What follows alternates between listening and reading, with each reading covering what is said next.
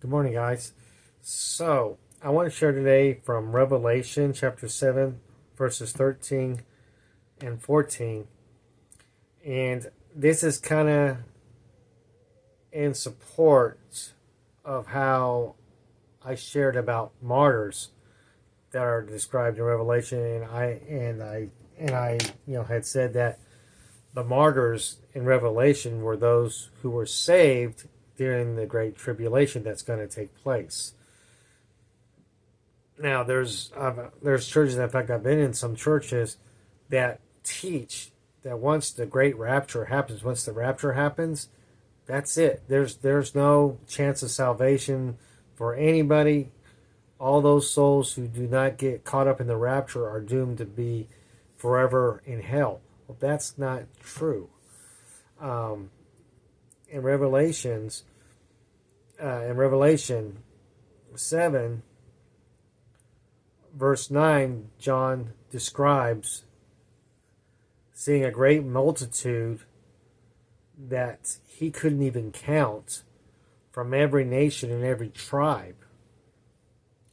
And they were all clothed in white. And they were praising Jesus.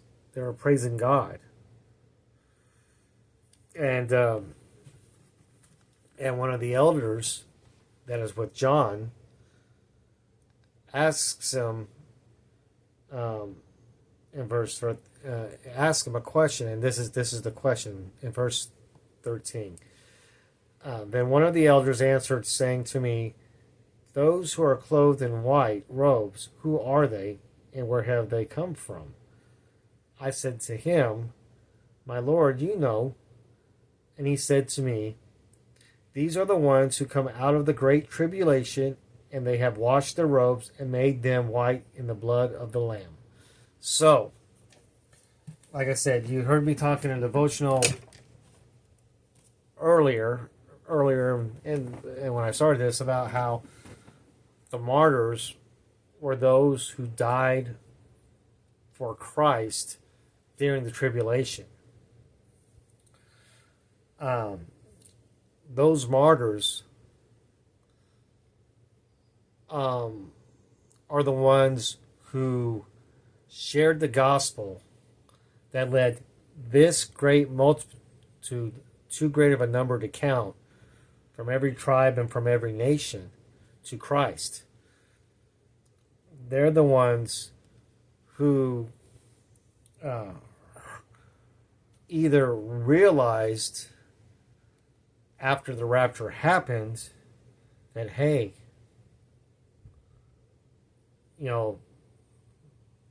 those folks were right. Be it a friend or a relative who tried to share Christ with them throughout their life, and they kept pushing back, kept saying no, no, no. Well, the great rapture happens, and the people that they know who are professed followers of Christ and follow Christ wholeheartedly are gone, is going to click in those minds of those people, and they're going to seek out the Lord. Now, they might get introduced by the martyrs that are crying out to God for justice, or they could even be some of the martyrs themselves. But in any case, these folks have accepted Christ after the rapture has taken place. These are the Christians who will come about during the tribulation.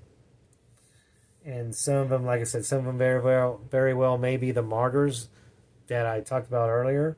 And a lot of them will probably just be folks who realize that Christ is the only way to salvation and to eternal life, and to keep from burning forever in hell and be separated God forever. So, I personally always believed that there was always going to be people saved during the Great Tribulation, despite what some elders in their church had tried to tell me or teach me, and in churches past that I've been to. But biblically, that is wrong. That's not true. Biblically, right here, John sees those, and he is told by an elder in heaven that these people accepted Christ during the Great Tribulation. It's black and white in the Bible. There's no disputing it.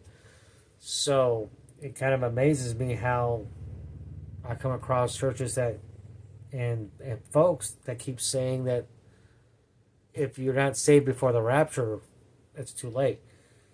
You know, biblically that's wrong, because this is proof that there is people that will be saved during the Great Tribulation.